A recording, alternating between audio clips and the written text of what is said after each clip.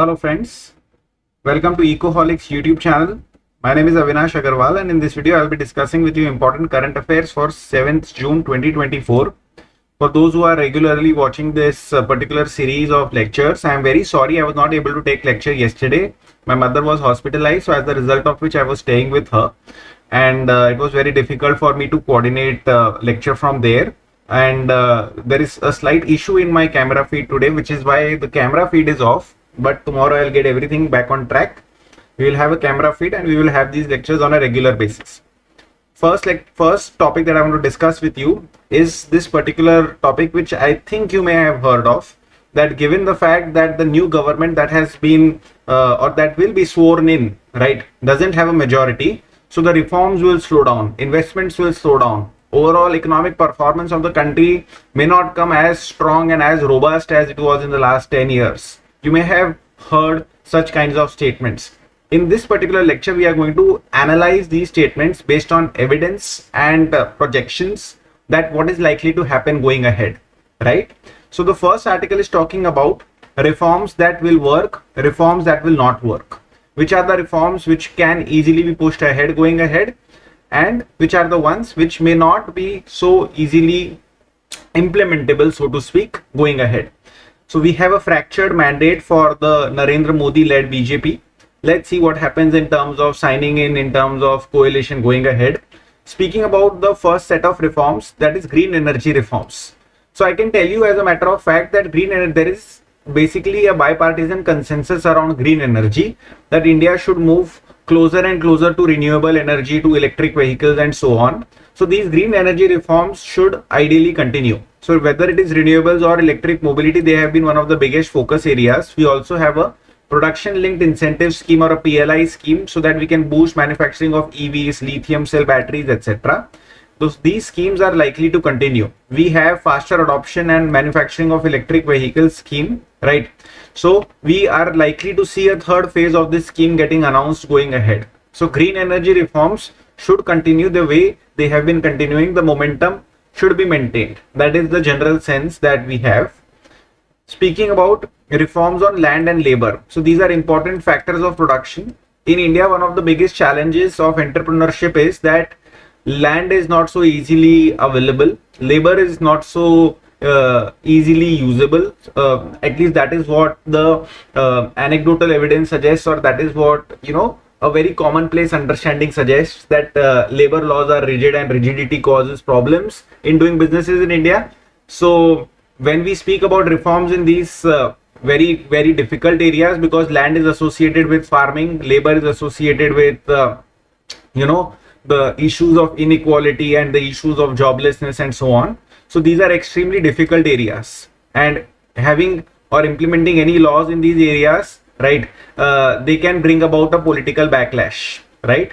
So you also need to now take allies, such as, let us say, if the Narendra Modi led BJP is actually able to, come into power, so which they should, based on the numbers right now. So they will have to take, let us say, Chandrababu Naidu of TDP into, confidence. They will have to take a Nitish Kumar led JDU into confidence, etc. So the wholesale changes that the government may want to bring to laws may not be so easily possible, because they will not get the numbers in Lok Sabha. Forget about any other way of passing these laws. You need majority in the Lok Sabha first and foremost, at least a 50% majority in the Lok Sabha, right? So if the government is pushing ahead any of these laws in which these states particularly are not interested, it's going to be very difficult. For instance, if you look at the way the 4 labor codes have fared in the last 4 to 5 years, you will see that a lot of states have not yet they have not yet notified the 4 labor codes that were passed. Maybe because they are not aligned, maybe because they think that it will reduce the powers that they have in their hands to be able to create jobs on the ground or to secure jobs on the ground. So whatever the case may be, 4 labor codes that were passed by the government in the name of reforms have yet not been implemented by the states. So these are certain areas where we are going to see a lot more friction going ahead. Out of these areas, there are some aspects which are, likely to get again bipartisan support. which is digitization of land records. Nobody would object to that, because the moment you digitize land records, lending becomes easier at the grassroots levels. People are happier when they know that their property rights are secured. So there are areas that we will have to find. This is what the challenge for the new government will be, that we will have to find areas where there is a lot of bipartisan support, and we need to push those particular reforms ahead more than anything else. That is what we need to do, right? Moving ahead to farm laws, will they make a comeback? Highly unlikely. All the protests, all the rollbacks that happened for the last for the 3 farm bills that were passed earlier has taught a very bad lesson, right? That don't ram in reforms, don't ram in laws in the name of reforms which do not have bipartisan support, which do not have, stakeholder confidence in place, where, let's say, there has not been a great amount of coordination effort prior to introducing those laws. These farm laws probably cost BJP, certain number of seats in especially states such as, let's say, Haryana or maybe Punjab or maybe some parts of Uttar Pradesh, right, where these agitations were the strongest. So farmers are still sticking to their guns of price guarantee that they want, but government doesn't want to do that. So given the kind of fractured mandate that exists, farm laws or any kind of farm reforms, that will be a too risky a political gamble, is what various articles and newspapers are predicting. What other reforms may get stalled? For instance, privatization may lose momentum. Privatization is never easy to push through. If you see UPA government's track record between 2004 and 2014, they went very slow on privatization. They did a lot of other things which I'll be discussing with you, but they went very slow on privatization because typically your allies don't support privatization because they want to make sure that, their support base doesn't get alienated from them. So that is one thing.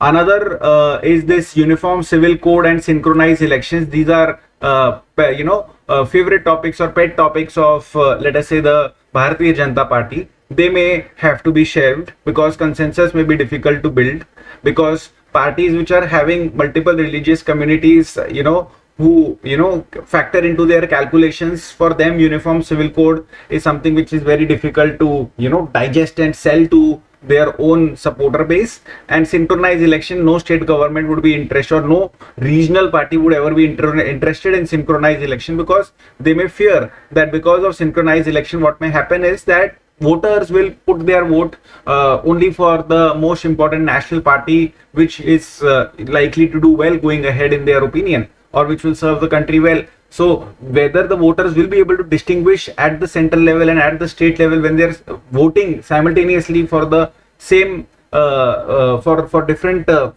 governments at the same time, will the voters be able to do that kind of differentiation? Highly unlikely is going to be one set of thought. So synchronized election is definitely out of the window. Uniform civil code is definitely out of the window. Bringing in, let us say, petroleum products into GST again should be out of the window. Why? Because state governments, they extract a lot of revenue from petroleum products through indirect taxes. State governments may therefore not be interested in this kind of a reform.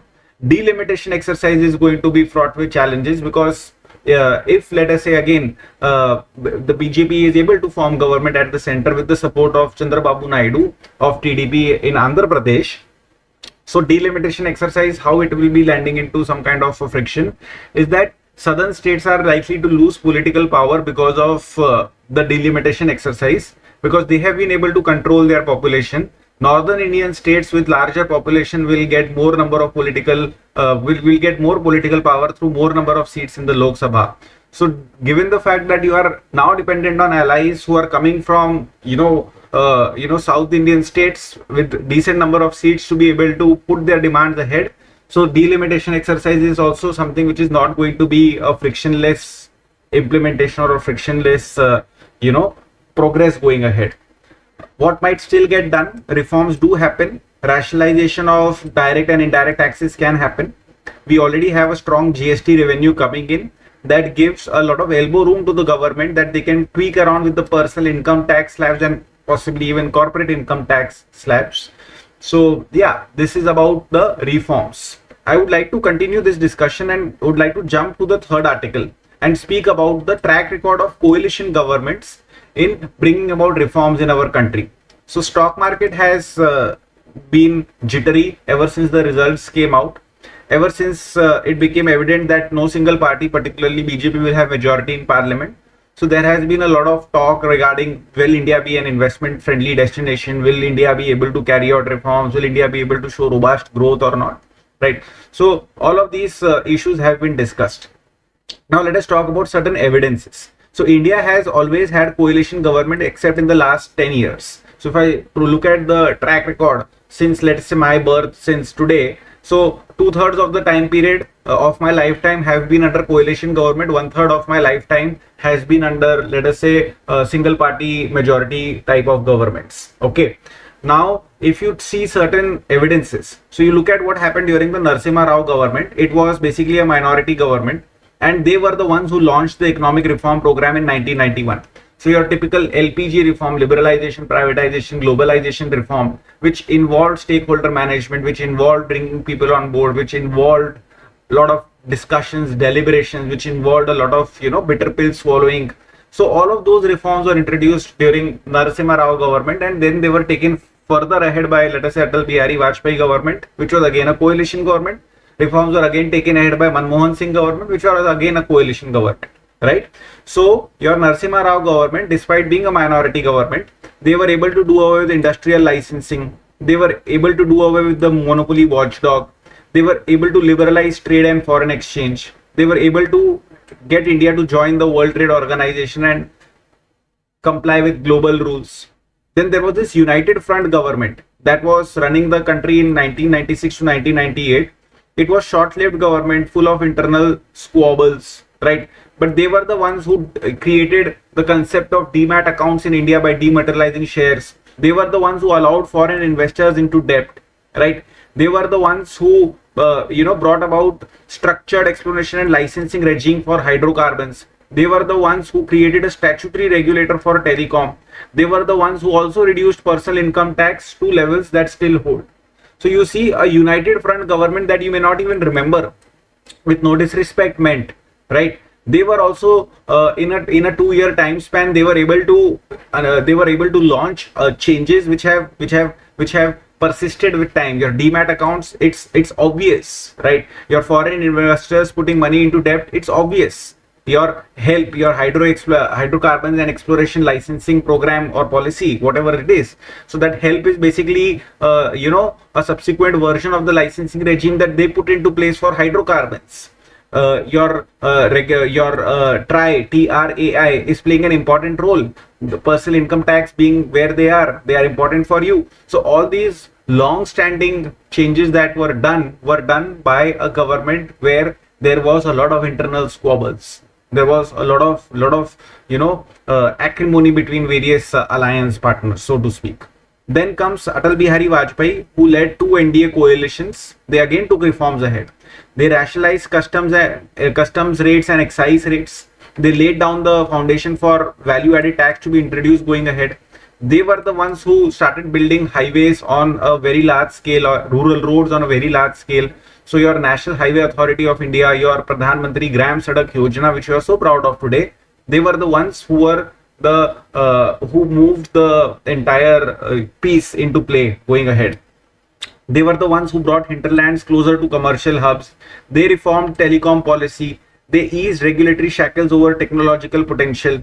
They dissolved rigid rules to transform the sector from a low volume, high margin business to low margin, high volume business, right? So the entry of Reliance into telecom is something which changed the game, changed the name of the game so far as telecom connectivity in India is concerned. I don't know whether you all remember this or not, but there used to be landline numbers. Like for example, I still remember that my landline number was 6041355. Right. So Reliance as well as policymakers got together and they introduced 8-digit mobile numbers in India. They basically did what? That they created two numbers. They created landline number with 26041355, meaning that 2 will precede the 7-digit landline number, and then you can go or opt for a 3-digit or for another mobile number which will start with 3. So you don't need to remember another number. I don't know whether you will be able to appreciate all these small little things or not, but these were the kind of reforms that were done, that earlier people used to actually remember landline numbers, actually remember. So if I remember your landline number and if I have to dial you on your mobile, So only difference that I have to do is that instead of dialing, let us say 26041355, I have to dial 36041355. This was at that point of time, remarkable. It was magic. People were enamored by the idea. A lot of people took mobiles because of these kinds of ideas. So it's not as if that progress was never made. And I'm not even talking about something which is material. I'm just talking about something which is fascinating. But these progresses have happened in the past. You look at United Progressive Alliance government under Dr. Manmohan Singh that ruled for around 10 years. They again took reforms ahead. They issued more telecom licenses. They intensified competition in the telecom sector. Even today, India is having some of the lowest rates so far as calling is concerned, so far as data is concerned. How did that happen? That happened because of the intensified competition that was unleashed during the 10 years of UPA government. They were the ones who helped telecom tariffs come down to remarkably low level. Greater tele-density, lower charges. Apart from that, right to information. Apart from that, Manrega. Apart from that, public-private participation, as well as infrastructure push, modernization of Delhi and Mumbai airports. Apart from that, having a network of tolled highways, launch of Aadhaar, laying the foundation of UPI, laying the foundation of the entire digital public infrastructure that serves us today. These were all reforms that were started during their tenure. It sustained an impressive compounded annual growth rate of 6.8% over 10 years in office, which is not bad at all by any stretch of imagination. And throughout the 10 years that India had between 2004 and 2014, where all these important reforms were launched, the stock market performance was also good. The investment that was coming into the country was also good. So it isn't as if that, nothing can be done in a coalition government. Please get that out of your mind. So if at all you encounter this kind of a discussion either in your essays or in your answers or in your interviews, please be mindful to present evidence. Now, we had a de facto single party regime for the last 10 years because BJP itself had a majority. They didn't need any alliance partners from NDA to be able to rule from Lok Sabha. So it was basically a de facto single party regime, right? They dodged tough decisions, whether it is land acquisitions, whether it is farm policy reforms. We did not have progress on any of these areas, right? The success was in bringing about a bankruptcy law. The success was bringing about inflation targeting. The success was GST rollout, right? So these came about only because a coalition style search for consensus was employed, and support was won from stakeholders. So rather than a brute majority, if you have some kind of an alliance dharma, if you have some kind of an alliance way of working, then you bring people on board and then you are able to take things ahead. So evidence suggests that there is no reason to believe that reforms will slow down. Evidence suggests that there is no reason to believe that our growth rate or our investment will not be what it is, okay, or what it was. So we have achieved fantastic rates of growth, fantastic rates of investments in the past when coalition governments have been ruling, and you can likely see that happen in this particular instance itself, provided that we are able to run the alliance as an alliance, right? Now, this is my third article, which is basically talking about how we can boost exports from India. As you probably are aware, that this is something which is like a pet topic of examiners as well as mine. Whenever anybody talks about exports and what can be done, I talk about exports and what can be done. So of course, trade figures have been released. If you have been watching my lectures on a regular basis, so you know that there is a lot of scrutiny that is happening for India's trade numbers. Our exports have declined on a year-on-year basis, right? India registered trade deficit with 9 out of top 10 trading partners in 23-24. With China, we have a deficit. UAE, Russia, Saudi, Singapore, Iraq, Indonesia, Hong Kong, South Korea, right? With all of these countries, we are having a trade deficit, meaning that our import from these countries is greater than exports to these countries. It can be easily explained away if you want to explain it away. Like for example, you can say that Saudi Arabia is understandable because of oil. Russia is understandable because of oil and defense, right? UAE is understandable because a lot of trade is flowing via UAE, so UAE is in that sense serving as a node more than anything else. Same thing can be said about Singapore. Entreport kind of an approach can be explained away. Iraq can be explained away again because of oil, right? Indonesia, etc. can be explained away, saying that we have significant investments in Indonesia, right? Ourselves, Indian companies are having investments in Indonesia. So it's okay. And as it is, we are purchasing a lot of palm oil, etc., or edible oil, etc., from Indonesia. So again, that is understandable. South Korea is a technology giant, understandable. China is China. Hong Kong is a very major hub. So if you really want to explain things away and rationalize things away, you can always do that. But the fact of the matter is that we are still having a trade deficit with these countries, right? Our only exception is US. Our exports to US exceeds our import by around $36.7 billion. If you look at India's top 3 trading partners, whether China, US or UAE, they were in the same position, right? In the sense that we were having a trade deficit 10 years ago as well. So top 10 countries, they make up about 52% of India's total trade.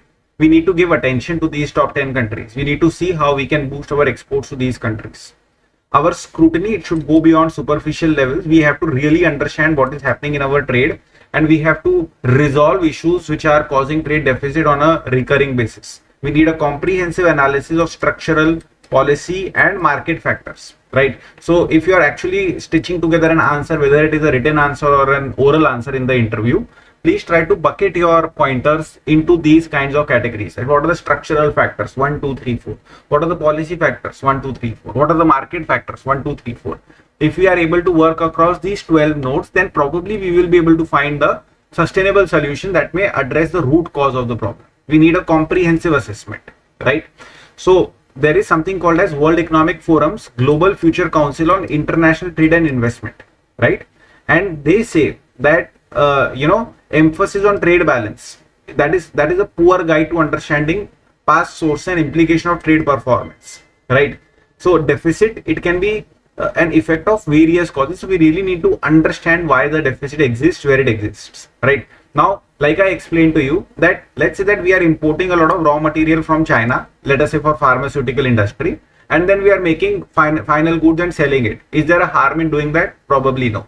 Let us say that we are importing a lot of dye intermediates and we are making a lot of dyes and then we are using it in our own industry. Is it all too bad? Probably not, right? So if we are importing raw material, producing it in our own country, it's not really that bad, right?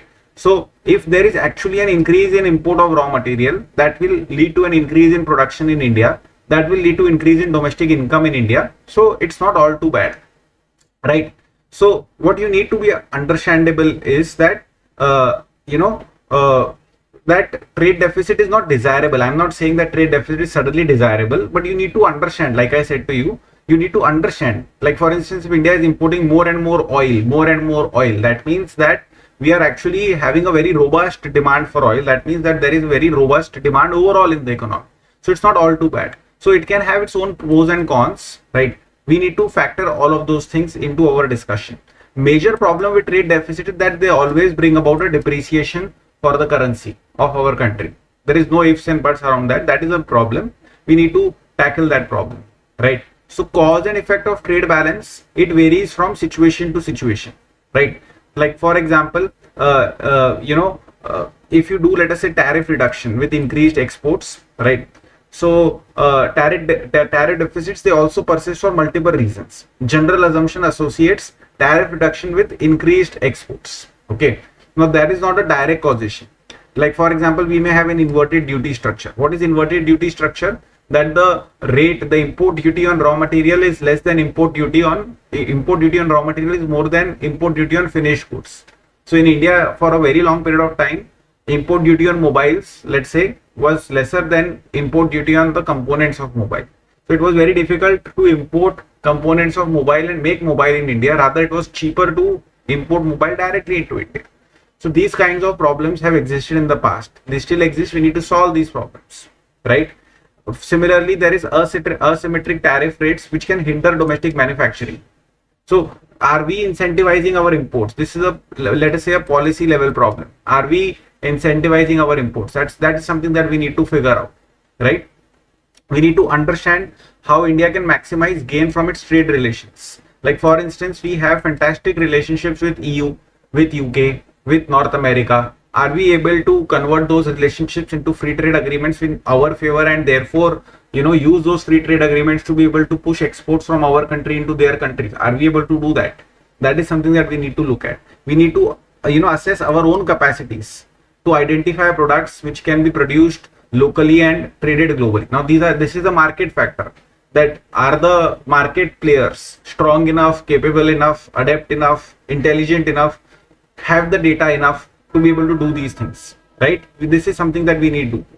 Substantial portion of India's exports to US were in the HS2 code category of electrical machinery and equipment and parts thereof, sound recorders and reproducers, television image. So basically this is the category where we are exporting a lot to US, right? Now we need to do this kind of an in-depth trade partner specific analysis, that where is it that we can work. Okay, this is where we are working. Okay, can we have 15-20% of CAGR over here? Similarly, we need to identify sectors where we can have a 15-20% CAGR so that our exports to these countries can improve. Similarly, because of that, what will happen is that our own capabilities in these sectors will improve, and then based on those capabilities, we will be able to export those same items to other countries as well. So we need to do this kind of an disaggregated analysis. We need to boost our manufacturing capabilities, focusing on efficiency and productivity, right?